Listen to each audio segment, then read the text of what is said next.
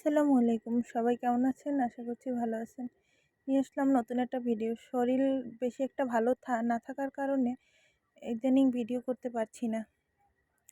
এগুলো আগে করা ভিডিও, তাই আপনাদের সাথে কিছু টুকটাক শেয়ার করছি।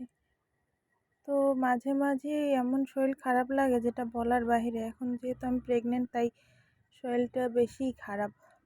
সবাই আমার জন্য দোয়া করবেন। তো অনেকেই বলতেছে যে ভিডিও ভালো হয় না, এমন কিছু। আমরা কখনোই কোনো কিছু নিজেদের ইচ্ছে মতো করতে পারি না। আর আমরা প্রথম থেকেই একটা কিছু যে পারফেক্টলি করব, সেটাও আশা করা ঠিক না। আস্তে আস্তেই মানুষ একটা কাজের দিকে এগিয়ে যায়। তাই কেউ নিরাশ না হয়ে পারলে একটু উৎসাহ দিবেন, না হলে দরকার নেই। ভিডিও ভালো না লাগলে দেখতে বলি নেই কাউকে, যদি ভালো লাগে তবেই দেখবেন। তো এই যে কিছুদিন আগে বাসায় কিছু মেহমান আসছিল, তাদের সে মেহমানদারিটাই আপনাদের সাথে শেয়ার করতেছিলাম। তো দুপুরে অনেক খাবার দাবার রান্না করেছিলাম। তো তারপরে বিকালের নাস্তা হিসেবে এখানে নুডলস রান্না করেছি। নুডলসের জন্য আমি এখানে নিয়েছি গাজর কুচি, তারপরে পেঁয়াজ কুচি, ধনেপাতা কুচি, সব কিছু একসাথে নিয়ে আমি এখানে নুডলসটা ভালো করে সেদ্ধ করে নিতেছি।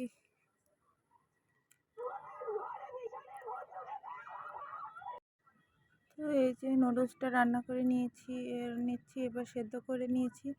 এবার আমি আটা ফ্রাই প্যানে পেঁয়াজ কুচি দিয়ে দেবো। পেঁয়াজ কুচি আর তেল, সাদা তেল আর কাঁচামরিচ কুচি সব একসাথে দিয়ে ভালো করে নেড়ে নেব।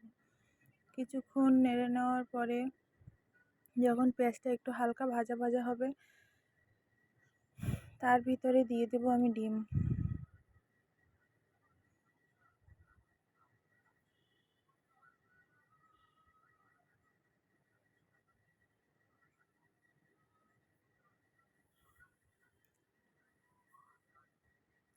তো সব কিছু একসাথে ভাজাভাজি হয়ে গেলে তো আমি এবার নুডলস রান্না করে নেব। কিন্তু কথা হচ্ছে যে মানুষের আপনি উপকার করতে না পারেন, কখনো অপকার করবেন না। একটা মানুষ একজনের থেকে অনেক কিছুই আশা করতে পারে। আসলে মানুষের থেকে কিছু আশা করাই ভুল, কারণ সবার থেকে সব কিছু আশা করা ঠিক না।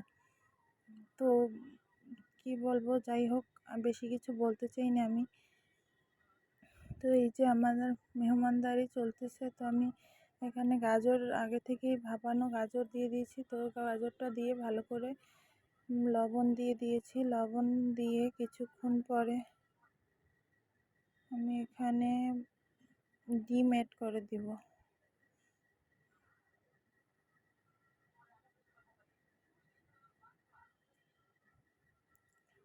তো ডিমটা সব কিছুর সাথে ভালো করে মিশিয়ে নিব, যাতে করে ডিমের কাঁচা গন্ধটা চলে যায়। ভালো করে কিছুক্ষণ ভেজে নিব সব কিছু।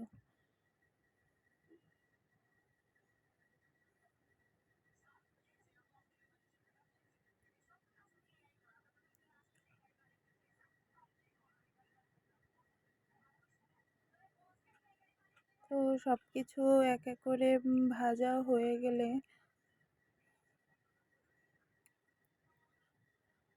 তো এর ভিতরে নুডলস দিয়ে দিব।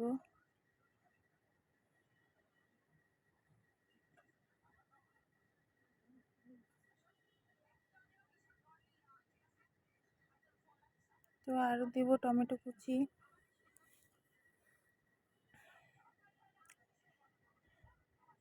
এবার নুডলসগুলো দিয়ে সব কিছুর সাথে এক এক করে মিশিয়ে নিব।